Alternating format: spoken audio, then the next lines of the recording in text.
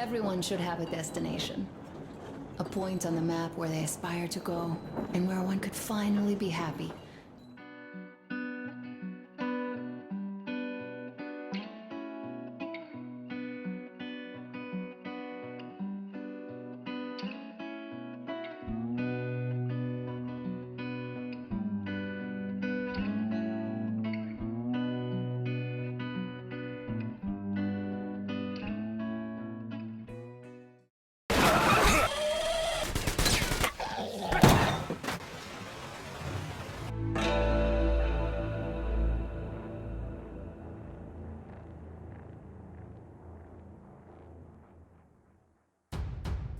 Within Metro Exodus, players see Artyom and the other survivors ascend from the dirty, dark and atmospheric tunnels of the Moscow metro system, and we join them as they embark across the continent to try and find a new place to call home.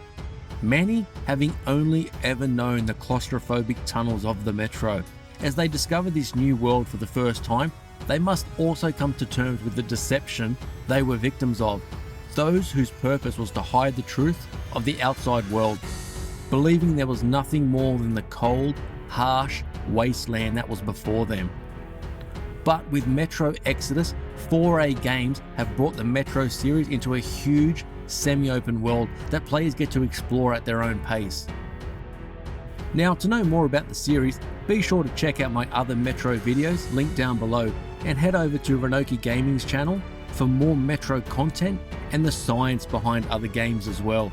His content is excellent and well researched, and he's not a bad guy either, so definitely give him a follow and watch all his other videos. Much has been added to this new game, but does it firstly live up to the Metro series' previous games, and other changes welcome? Metro Exodus has taken the series to a new level in some areas, but it could still use some additions and changes in others. Even with that, let's discover why this new Metro is a fantastic game, what it offers new players, and what returning fans of the series will discover. It's time to head to the surface.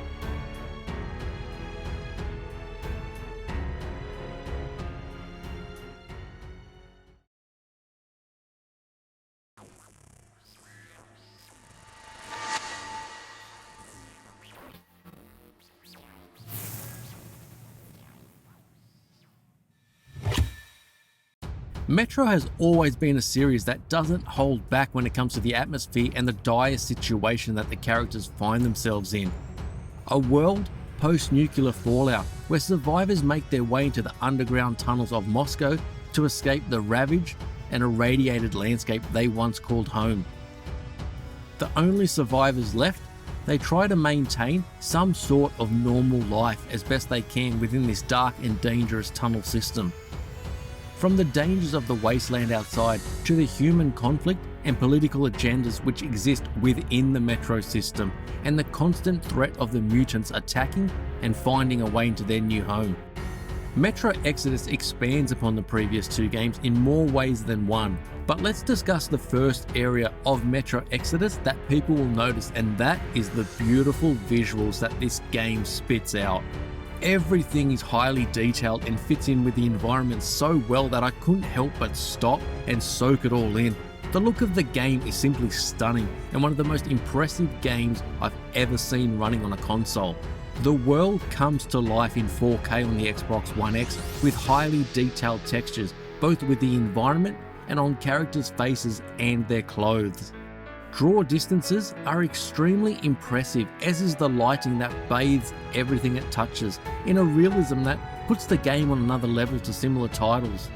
Watching the sunlight drench the landscape is stunning to look at, the way shadows fall across various parts of the environment as trees sway with the wind, and all highly impressive, and made even more so when dust storms or rain make their appearance. The haunting glow of the sun as it tries to penetrate these dust storms of the Caspian desert. A thick wall of sand and dust that engulfs the player. Even when the desert has clear skies, players can almost feel the heat, especially when a tumbleweed is set on fire from the intense heat of the environment. Then there is the rain and storms, which are so impressive that experiencing the visuals and sound with headphones on completely immerses you in the environment. The rain hitting your gas mask as the wind howls. Smoke and fire effects are also very impressive, as is the frame rate, with the only blemish I could find was the quite severe drop when heavy smoke or steam effects. Apart from that, the game is gorgeous and runs at a solid frame rate. Metro Exodus is definitely a game to show off and is easily one of the most memorable games from a visual standpoint in a number of years for me. Sound in the game is also impressive, with the wind and rain effects, the sound of gunfire, and how the weapons sound as it's reloaded or different parts are installed upon it. Small details such as hearing your allies speak over comms, but which slowly drowns out when you become closer to the NPC that is talking. Move further away and their voice comes through over the comm again.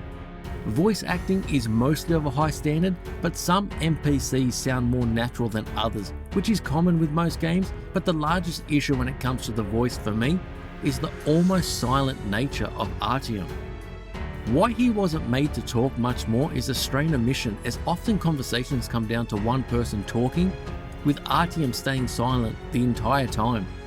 Conversations don't flow and it feels unrealistic for somebody not to respond when they're being spoken to. This is even more of an issue when it comes to the interaction between Artyom and his wife Anna. There should be more of an emotional response from him, and conversations should be more intimate between the two, both when speaking of the missions they need to complete and with more personal concerns. And this brings me to the story. Metro has always had a great atmosphere when telling the stories of Metro 2033 and Metro Last Light, and overall, Metro Exodus does a very good job with its own and how it fits in with the previous titles. But I feel it is affected by the silence of Artyom during the game, which took away some of the impact of certain scenes. Metro has always been a serious set of games and Exodus is no different, but it could have benefited greatly from having the character speak a lot more and react much more to what is happening around him, both when on a mission and what's happening in the world, and also in the cutscenes with other characters. Due to the player having more freedom when it comes to playing through the story and its side missions, the story will of course be spread out, as players have a direct impact on when that story progresses. The side missions are a good diversion, and they do help in making the world feel larger and inhabited. Having the radio chat continue during certain parts of the game made me feel like I was still connected to the other characters and the main story, and this is often a criticism I have of many open world single player games. The story can often feel very broken up simply due to the nature of giving players so much freedom in how they play. Metro 2033 and Last Light were much more linear in their delivery of the story and was incredibly effective at telling it, especially with the dark tone and atmosphere. The previous games tended to almost beat down the player with its dark tone and atmosphere, and the mystery of who the Dark Ones were and what their purpose was. There was definitely more a sense of isolation when out in the world, as you were led to believe that there was nothing of note beyond it. But Metro Exodus does a great job in telling its own story within this more non-linear Metro game. I don't think the story is necessarily better than the previous games, but it does certainly live up to them and retains that very Metro feel which I was after. 4A have done a great job when it comes to moving through these open world environments, and as mentioned before, this is a semi-open world where players will open up new areas which they will travel to as they progress through the single player campaign, as opposed to a game like Fallout which has one large, all-connected open world. Moving through the various environments with the help of the Aurora, a train which Artyom, Anna and other characters live on as they make their way across the continent, is an interesting addition to the game and something that separates Exodus from the previous titles. It should also be commended that 4A Games took the series from mostly the confinement of the metro stations, not to just an open world, but incorporating different open world environments across a huge continent. Almost the complete opposite of the tunnels of Moscow, but making it all work together and having it still feel like Metro. Even though I believe another game set in the Metro system would have worked and worked well, Exodus does introduce much more variety in its world and how players navigate around it. Players are able to navigate the world at certain points with the aid of a couple of different vehicles, but gameplay really takes a step up with the mods that players can utilize for their weapons. These are a nice addition to the game at lower difficulty levels, but bumping up that difficulty where Metro really becomes a game about survival, then these mods really come into their own. Players can change the size of clips, the type of scope, plus much more. Scavenging parts from exploring the surrounding buildings and the environment, plus also dismantling weapons you've picked up from downed enemies, all aid you when it comes to modifying your weapons. Whether they be pistols, shotguns, assault or sniper rifles, and even crossbows, which are perfect for stealthy kills. With higher difficulty settings, the mods become very important, but so does thinking about how you wish to proceed through different enemy situations. Especially when ammo is scarce, and when making too much noise can see you use too much ammo when it may have been avoided, but thankfully, ammo is no longer used as a currency in Exodus. The gunplay in the Metro series has never been its strongest element, and that is once again the case in Metro Exodus. It's serviceable, but doesn't control as well as other first-person shooters on the market. Again, it's adequate, but I always felt like I didn't have the tight controls that I really wanted, and precision could sometimes suffer because of it. Hopefully this can be improved upon for any future games, but seeing as it's the third in the series, I think we may see some tweaks here and there, but it will mostly likely retain this slight problem going forward. Metro Exodus is a worthy addition to the series, and I wouldn't be surprised to see it on some Game of the Year lists. It tells a great story, has great characters, some of which we have followed since the beginning. It tells a great story, has great characters, some of which we have followed since the beginning. It deviates from its predecessors, but still is very much a Metro game.